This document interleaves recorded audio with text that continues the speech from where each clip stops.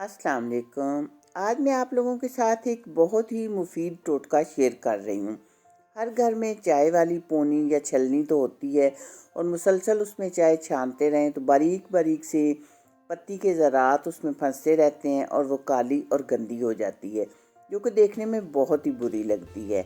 आज मैं बताऊंगी कि हम बहुत ही आसान तरीके से इस पोनी को किस तरह साफ़ कर सकते हैं। सबसे पहले हम चूल्हे पे रखेंगे पानी। मैंने आधा पतीला करके पानी रखा है और उसमें ये 2-3 टेबल स्पून कोई सा भी आपके घर जो सोप जिसके साथ बर्तन धुलते हैं वो आप इसमें डाल दें। अब इसमें बॉयल आने का इंतज़ार करें। पानी में बॉयल आ गया था तो मेरे घर में ये 3 पोनियाँ थी, मैंने तीनों इसमें डाल दी हैं। अब हम डालेंगे इसमें 1.5 टेबल स्पून बेकिंग सोडा, यानी ये खाने वाला सोडा है।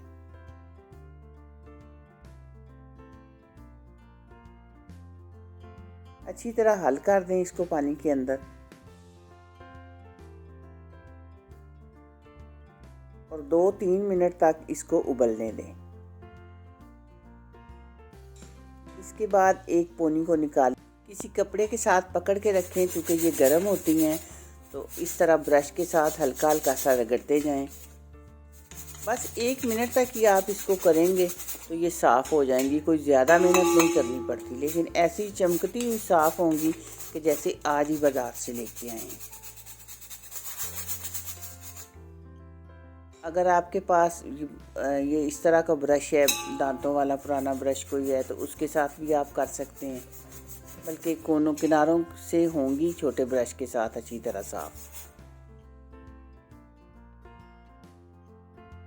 इस तरह बारी बारी मैंने सबको कर लिया था साफ।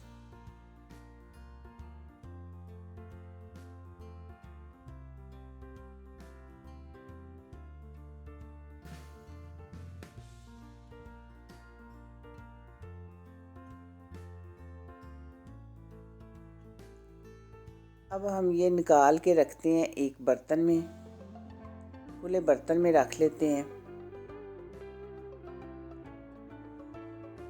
और इसके ऊपर डालेंगे खुला पानी। आप चाहें तो सिंक में भी रख सकते हैं, जैसे भी आप धोना चाहें इनको धो लें। मैं थोड़ा आसानी के लिए इस बर्तन में धो रही हूँ।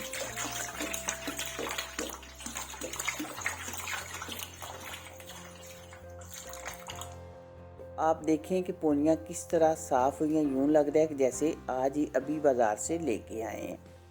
ये मैं आपको पहले भी दिखाती हूँ कि ये पोनी पहले किस तरह की थी जो तो अब धोकर किस तरह की निकली है। ये देखें, पहले ये इस तरह की थी, कितनी इसमें मैल फंसी हुई थी, और अब ये कितनी साफ़ हो गई है।